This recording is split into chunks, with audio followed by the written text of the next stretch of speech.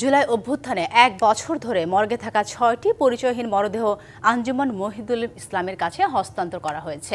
এর মধ্যে ৫ জন পুরুষ, ১ জন নারী। আদালতের নির্দেশে মরদেহগুলো হস্তান্তর করা হয়েছে। প্রতিটি লাশে আঘাতের চিহ্ন ছিল বলে জানিয়েছেন ডাক্তাররা। জুলাই আন্দোলনের পর দীর্ঘ ১ বছর ধরে ঢাকা মেডিকেল কলেজ হাসপাতালের মর্গে পড়েছিল অজ্ঞাত ৬টি মরদেহ। বছর পেরোলেও কেউ খোঁজ করতে আসেনি তাদের। নিহতদের পরিচয় শনাক্ত করা সম্ভব না হওয়ায় অবশেষে অজ্ঞাত হিসেবেই দাফনের সিদ্ধান্ত নেওয়া হয়েছে। যথাযথ প্রক্রিয়া আমরা ময়নাতদন্ত সম্পন্ন করেছি।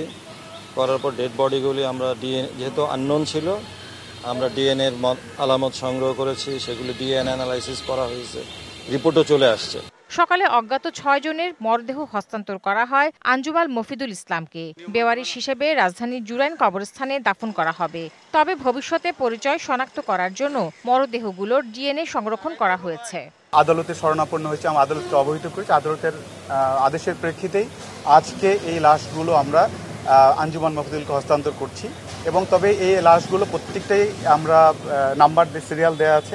ভবিষ্যতে যদি কেউ এই ডিএনএ স্যাম্পল কালেক্ট করা আছে, যদি কোনো আইডেন্টিফাই হয়ে যায়, তখন আমরা সেই লাশগুলো সেভাবে সিদ্ধান্ত নিতে পারবো। মরদেহগুলোর মধ্যে ৫ জন পুরুষ ও ১ জন নারী ছিলেন। ৬ জনের মধ্যে ৫ জনের মৃত্যুর কারণ আঘাতজনিত এবং ১ জন মারা যান শর্টগানের আঘাতে। Tahsina Jessy, DBC news, Dhaka.